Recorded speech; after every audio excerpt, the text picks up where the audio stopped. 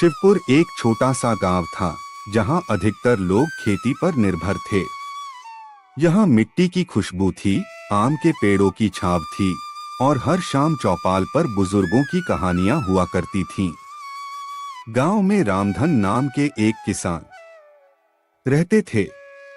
उनकी उम्र 55 के करीब थी और उनका बेटा सुरेश शहर में पढ़ाई कर रहा था। रामधन की पत्नी कमला गांव की औरतों के साथ खेतों में काम करती थी।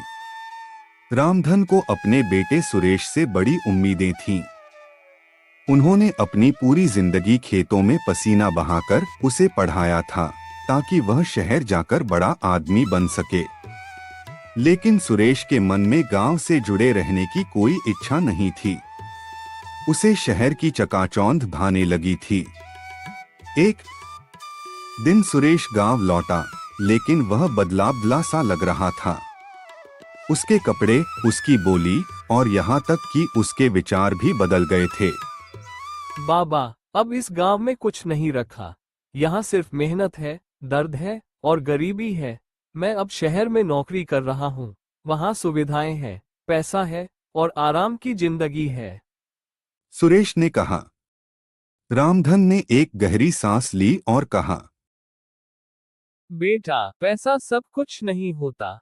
गांव की मिट्टी में जो अपनापन है वह शहर में नहीं मिलेगा। लेकिन बाबा, मैं अब गांव में नहीं रह सकता।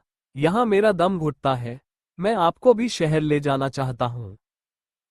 कमला और रामधन एक दूसरे की ओर देखने लगे। वे जानते थे कि शहर में जाकर वे कभी खुश नहीं रह पाएंगे। सुरेश की जिद के आगे रामधन झुक गए। उन्होंने अपना खेत गिरवी रख दिया और गांव छोड़ने की तैयारी करने लगे। पूरे गांव में यह खबर फैल गई कि रामधन अब शहर जा रहे हैं।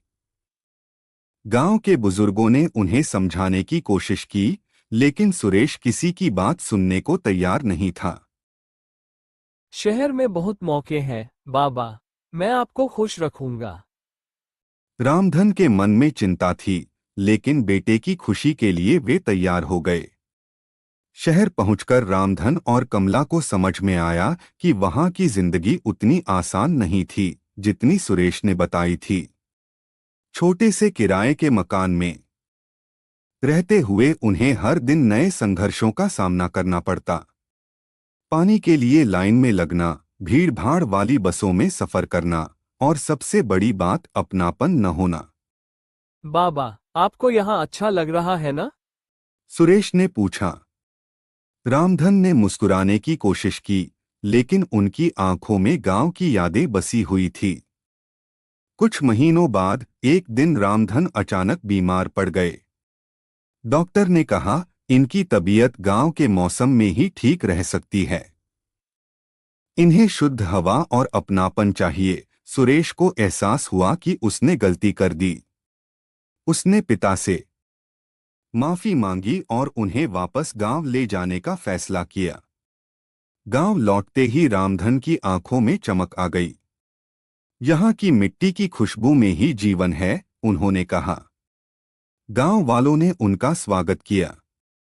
रामधन ने अपना खेत फिर से संभाल लिया और सुरेश को भी समझ में आ गया कि गांव सिर्फ मिट्टी का टुकड़ा नहीं, बल्कि आत्मा से जुड़ा एक संसार है।